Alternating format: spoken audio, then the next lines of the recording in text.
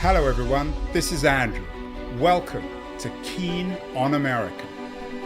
On July 4th, 2026, America will be 250 years old, an anniversary that will, no doubt, be greeted with a mixture of celebration, contemplation, and resignation.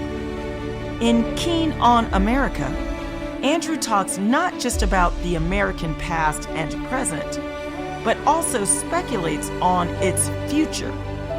What, Andrew asks, will be the 21st century fate of this now venerable American republic? Hello everybody, it is Wednesday, March the 19th, 2025. A couple of years ago, we did a show with one of America's most entertaining and I think unusual essayists, Dan Brooks. He had a piece back then in the Financial Times about about how social media has fully, in his language, weaponized morality. Of course, he uses that word weaponized ironically. He suggests that what has changed for a whole generation of college-educated people is that they've learned to frame basically everything in moral terms. That was 2 years ago. Fast forward, though, to March of 2025, and Dan has another intriguing piece, this time in the New York Times, about how generative AI complements the MAGA style. And I think one thing one might say about the MAGA style is that nothing is moral. Dan is joining us from his home in Missoula, Montana. Dan, is that fair in terms of contrasting your 2022 essay in the Financial Times with the recent, I thought, particularly insightful one in the Times, that the MAGA style doesn't have morality? Morality is absolutely absent. I think it is a reaction against the perceived moralism of a lot of other aspects of American politics. From my perspective, at root, the MAGA style is an anti-moral style, and that's a little different from an amoral style. I think there's a more gleeful flaunting of morality, and that becomes like a different way of relating to it as opposed to totally ignoring it. That's being very kind, Dan, but maybe you want to be kind. You're suggesting that it's an almost surreal or anarchic response to the high morality of the coastal elites. I do think that's an element of it, yeah, and I think that's also, you're right. It is wishful thinking to some degree on my part, because I don't want to believe that a large swath of the electorate has suddenly outed themselves as, for lack of a better term, assholes. But I do think that otherwise decent and that's people, a nice term, I think, to describe some of these. Yeah. I think there's a whole spectrum, and we can get more or less political in how we define people we don't like. But I think that in the same way that if the population density of grasshoppers gets high enough, they turn into locusts and they behave differently. I think there are conditions that will turn ordinary people into assholes. And Trump's political career has created those conditions in a lot of places. As we speak, the Israelis are continuing to bomb Gaza, kill lots of people. Very controversial. Your piece in the Times focuses on Trump's bizarre AI-generated video about Gaza. What does that video, which you suggest somehow captures what you call the MAGA style, which I think is a very good term. I think you should trademark that one, Dan. I'll give it a shot. I think so. Trump Gaza, as the video is known, was produced via generative AI. The prompts that created it were fed by two Israeli video producers who live and work in Los Angeles. And they circulated it between themselves and like in a small circle of friends, and somehow it got out and went viral on So it conservative wasn't. social media. I hadn't actually read that much about it. So it wasn't designed as a big Trump mimetic video. It just sort of went viral. Yeah, Trump himself did not make the video. He posted it on Truth Social with no comments whatsoever. And for those who haven't seen the video, it's 30 seconds. It's in the style of a tourist advertisement. And it starts with sort of before images of Gaza as we know it now, with like rubble and armed people and children wandering around. And then the after images are of a sort of Riviera in the same place. Casinos, people eating hummus, a computer generated person who looks very much like Elon Musk. There is a large golden statue of Donald Trump. It's very over the top in its presentation. I mean, And this, it's like speaking of aesthetics, it's Trumpian architecture, or it's Trumpian aesthetics, isn't it? very much so. Gold leaf everything. And in addition to the sort of obviously excessive elements, for example, the Mylar balloons in the shape of the president's head, or the like Turkmenbashi style giant golden statue, there are also like more subtle elements that are just the interior decorating aesthetic of the Trump hotels, that sort of thing. So there's a continuum of elements that are clearly intended to be comical or satirical, and other elements that seem to be fully in earnest. Um, and this is kind of the essence of the Trumpian or the MAGA approach to irony. It's not a we're going to say the opposite of what we mean. It's going to be we're going to say things that are exaggerated versions of what we mean, some things that we do mean, but we don't really want to own, and other things that we don't mean at all mixed together.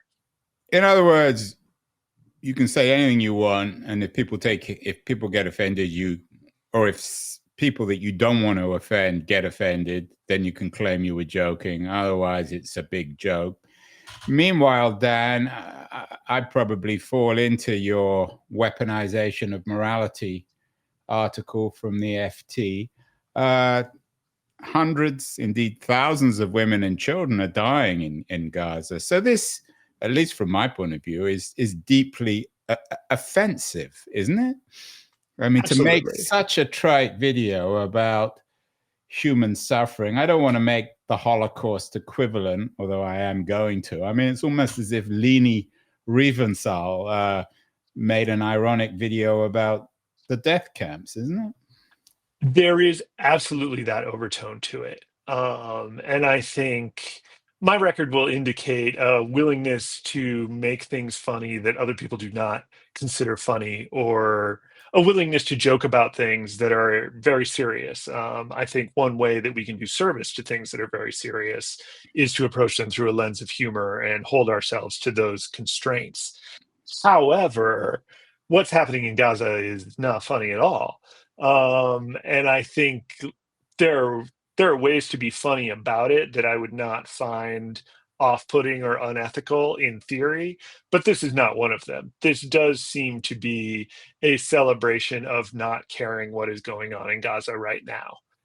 And I think that Trump's plan for Gaza, which he may or may not mean very seriously, that he articulated in February, that he would relocate the people of Gaza and redevelop the area as a kind of resort or destination property.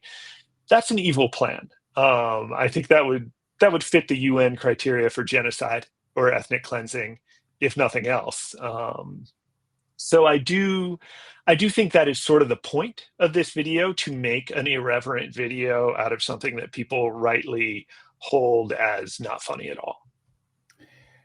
In your excellent Times piece, you talk about the irony in the video.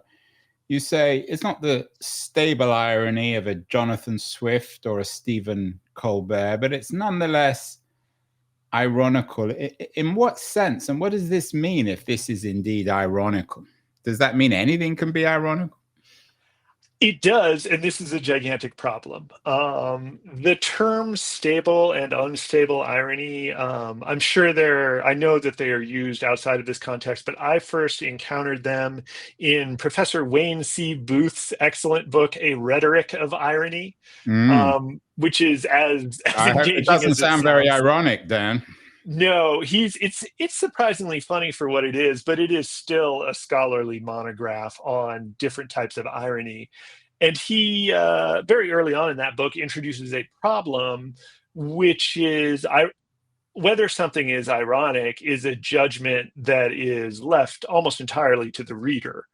Obviously, like, we can intend things ironically or intend them sincerely, but we've also had the experience where you say something sincerely and people assume you're being ironic, or vice versa. And the question of how do I definitively prove that something is ironic immediately leads us into thickets. You can't really do it. And that is the reality that this sort of unstable MAGA irony trades upon. You get into an ironic mode of speaking, and it expands the range of things that you can safely say. And this is hugely useful for a political movement that is still outside the mainstream of American political discourse or American political ideology in many areas. I mean, you wrote an interesting piece a couple of years ago about how President Trump has ruined political comedy, for better or worse. I mean, it was again in your own way, and I mean this in a complimentary sense, or an ironic piece.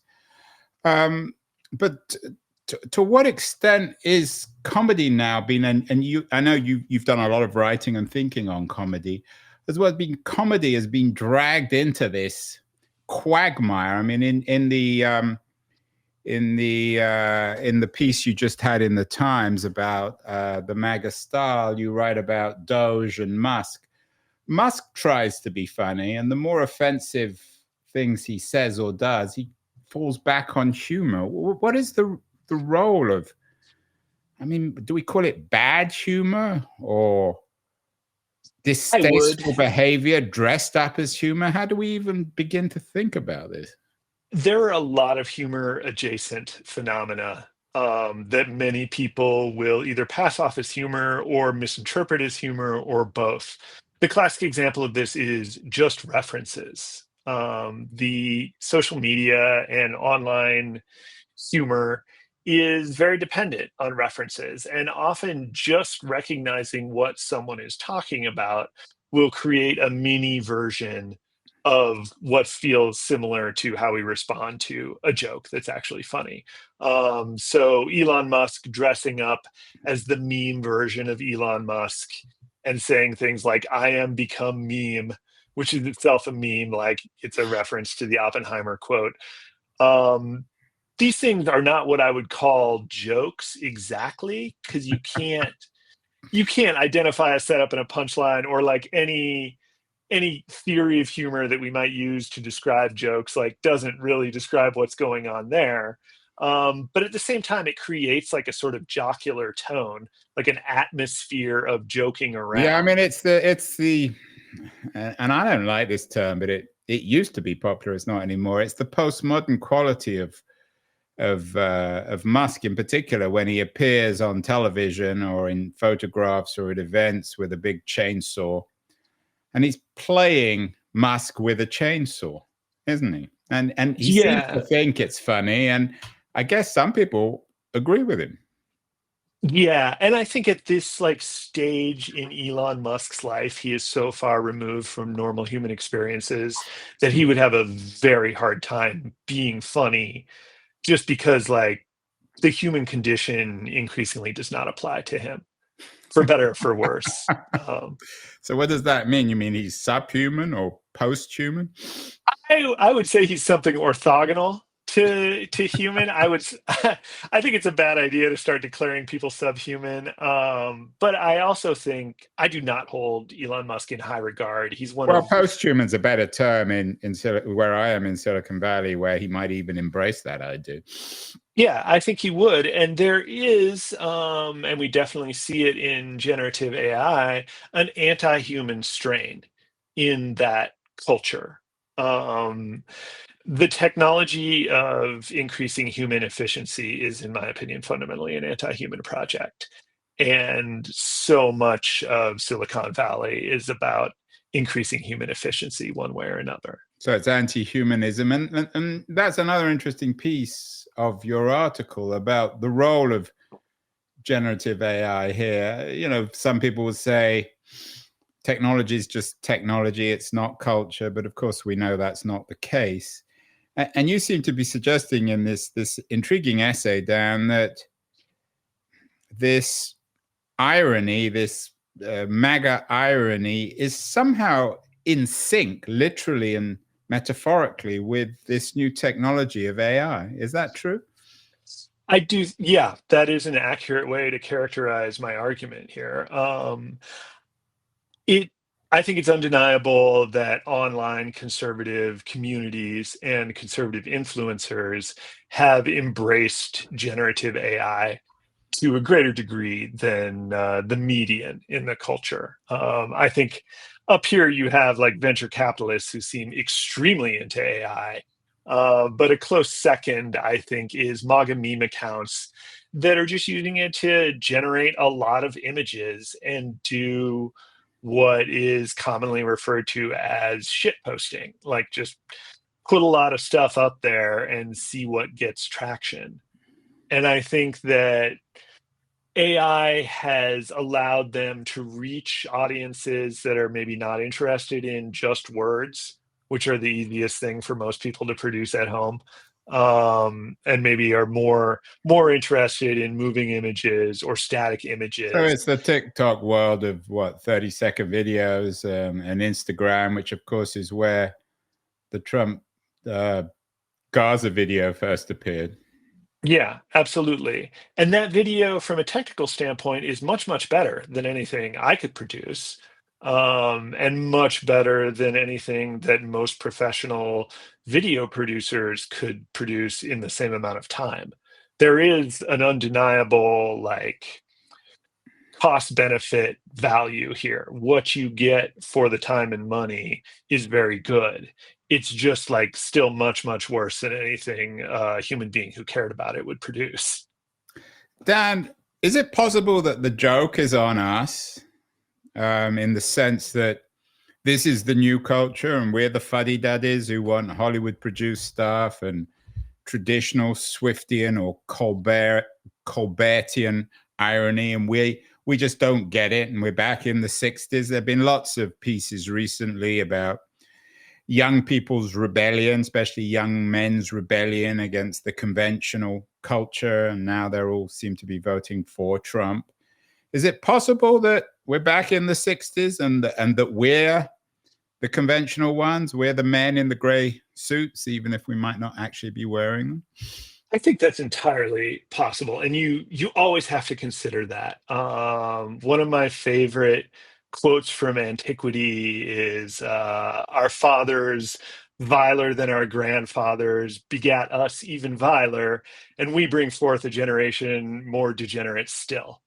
And that was something that Horace said shortly after the death of Christ. So people have long been saying that, yeah, everything is getting worse, and the future generation reflects some sort of like overall degradation in the median human condition. And I think It's a you good message. always, It's a good pre-Easter message, Dan. yeah, exactly.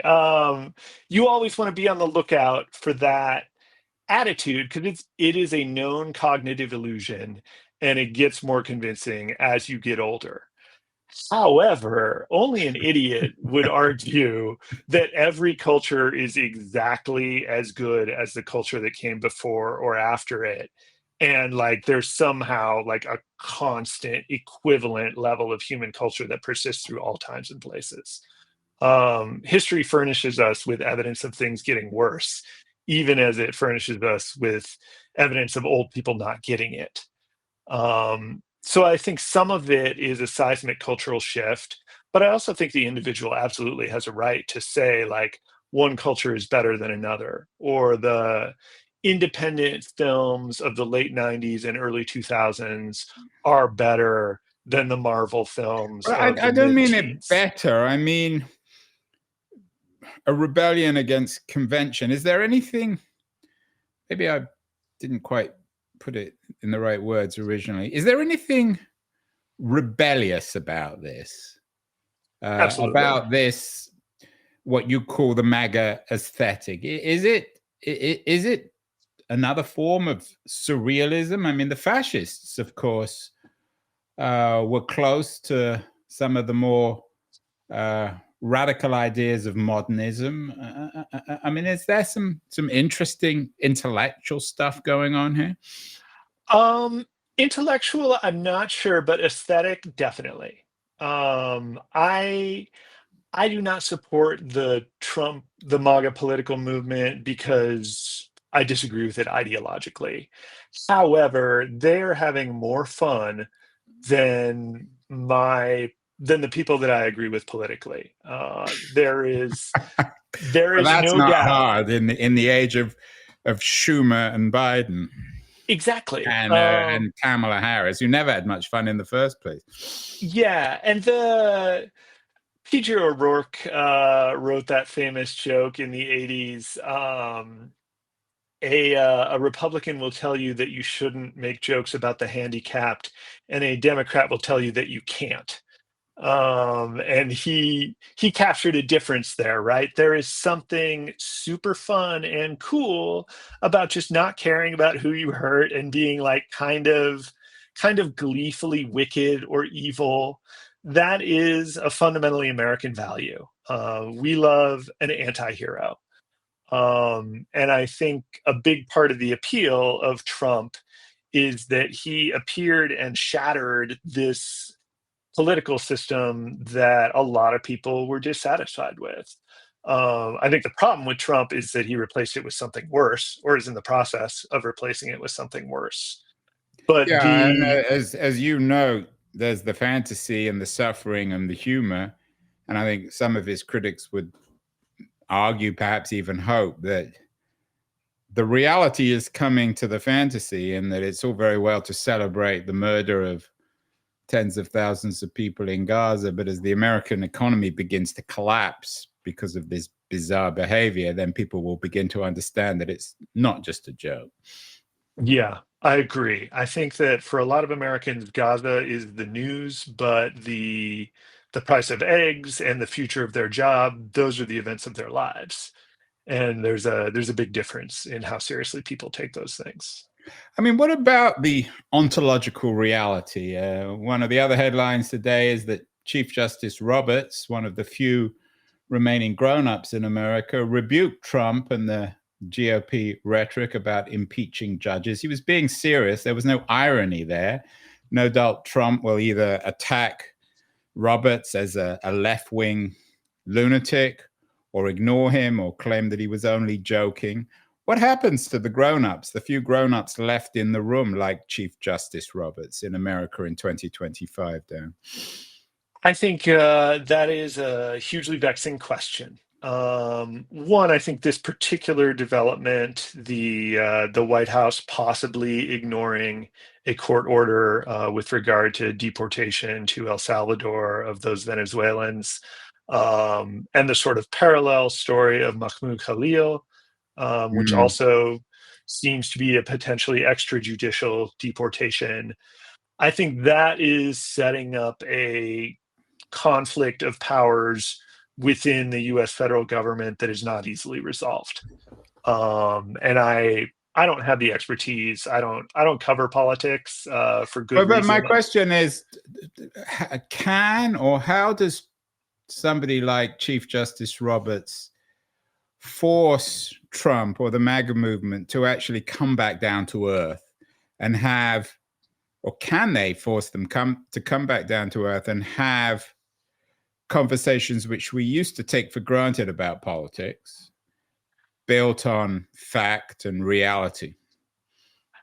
I think that the the fact-based era in politics may not be coming back soon and may have been an illusion in the past. I think Louis Menand wrote a really good article for the New Yorker circa 2003 about what predicted people's voting patterns in presidential elections. And political scientists found that the variable that correlates most strongly is annual rainfall. People are making their political decisions based on a lot less like news and facts and coherent ideology than many of us assume, I think. I think they're doing it on associations and vibes. And this is an area in which MAGA has a real advantage because there are large demographics that understand that people like them vote Republican, even though those demographics do not benefit from Republican rule.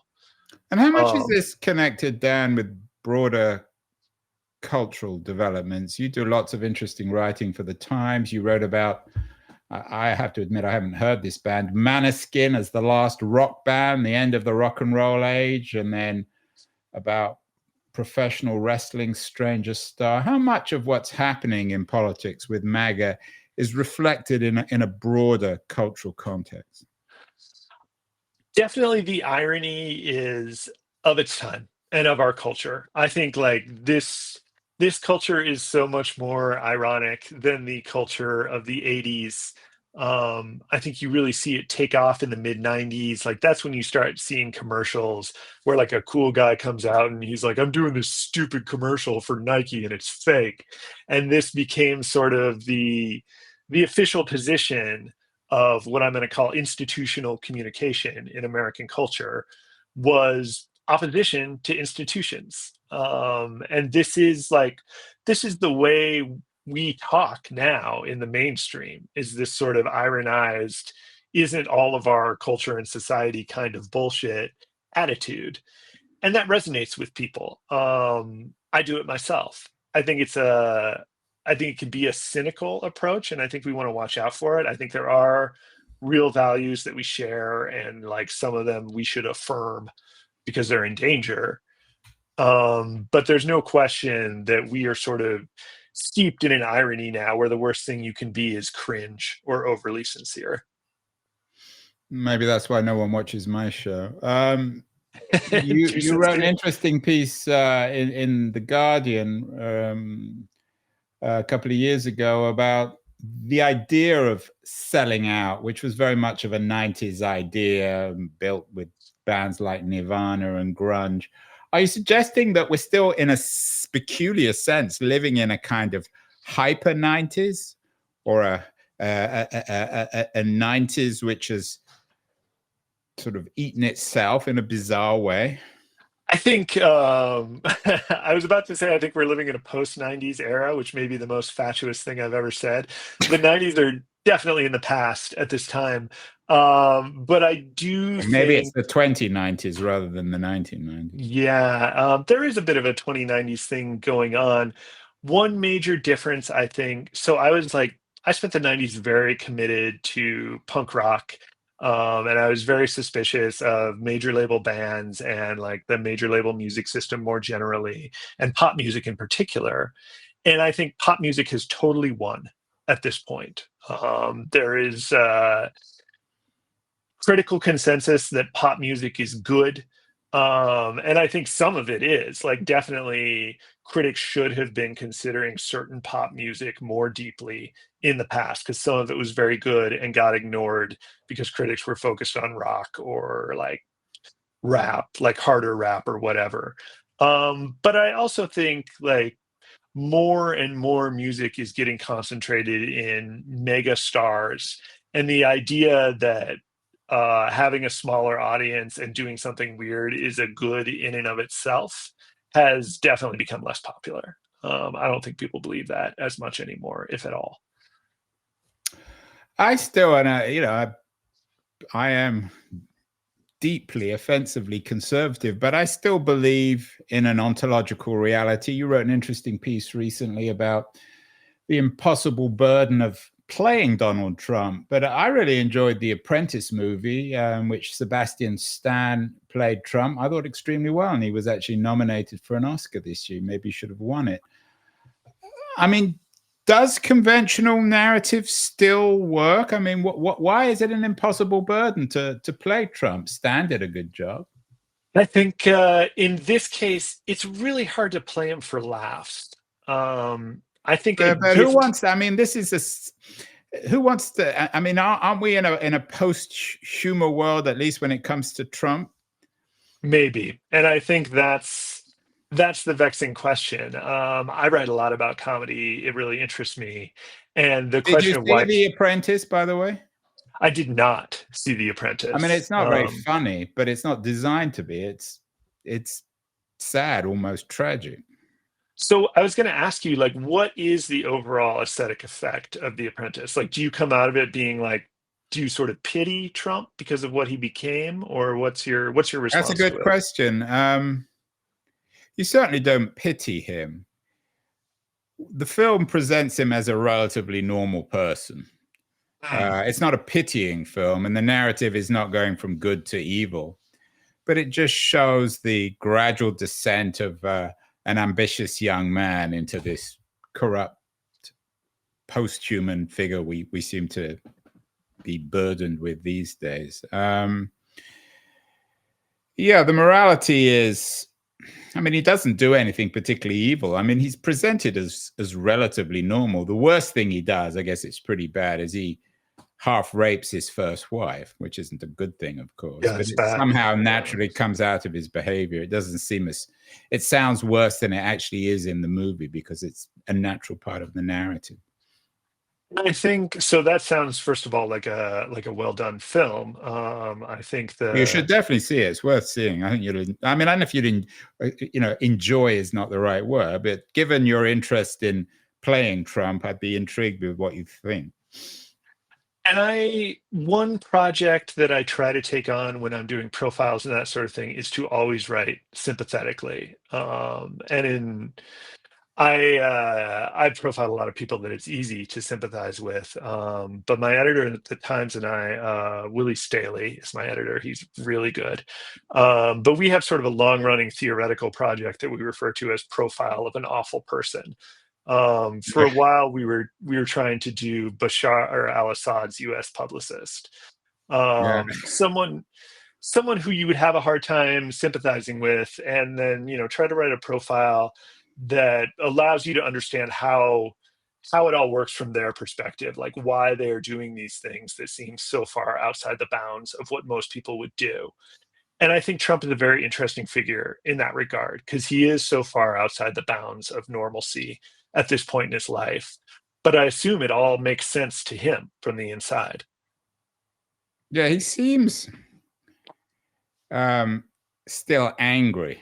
That's my reading of him, that he somehow feels to be burdened with injustice. I don't know whether that's part of his shtick or whether it's genuine.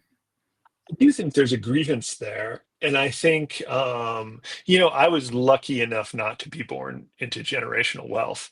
But I think that if you are born in those circumstances, you always get an asterisk next to anything you accomplish. I think, I do not think that Trump is an especially genius businessman, but if he were, you could always criticize him for starting with money and connections.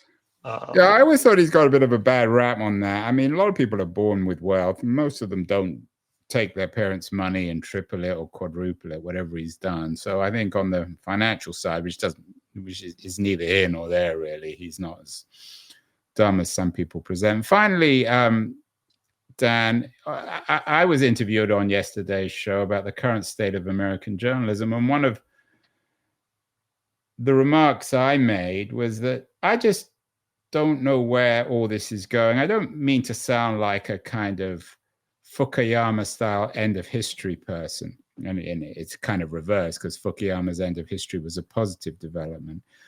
But it's hard to imagine how more ironic or absurd this whole Trump thing can become without it just basically collapsing on itself or something really terrible happening and America waking up. Am I wrong? Can this become even more absurd, even more sort of MAGA ironic?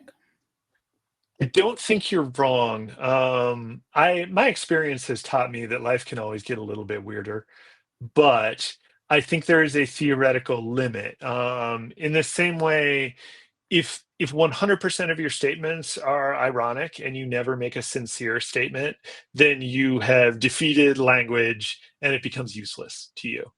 And I think by the same token, there are certain bedrock goals and projects that the Trump administration is not screwing around about. I think the most immediate example is lowering taxes on high earners.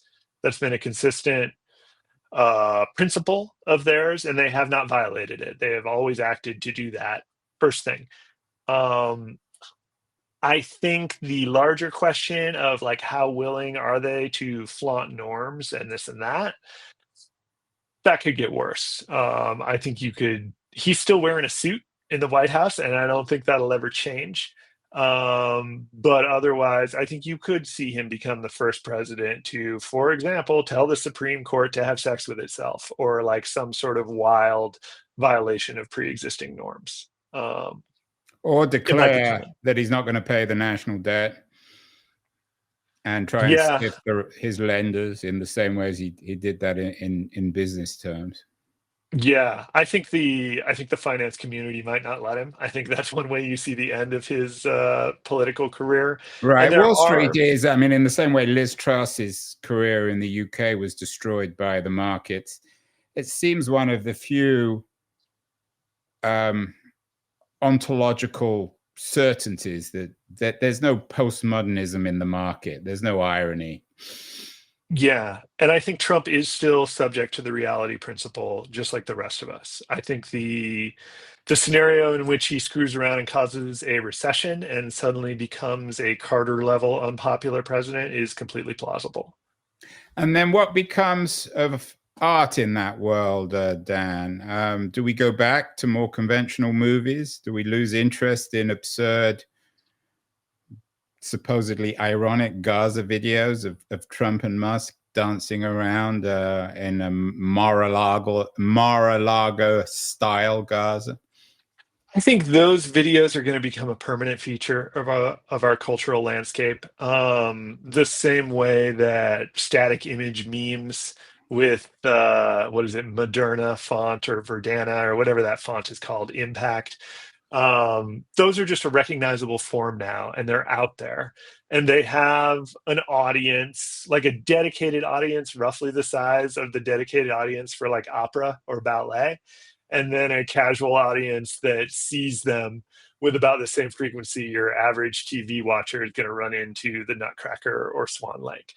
And so I do think that once the honeymoon period with generative AI is over and people are like, okay, what are the actual use cases of this technology? We are going to see amateurs continue to use it the same way they use Photoshop today.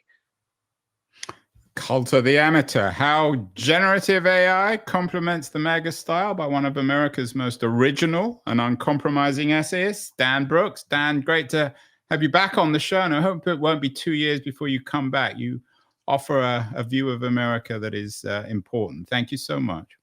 Thank you, Andrew. I appreciate that.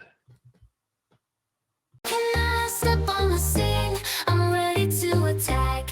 Andrew Keene.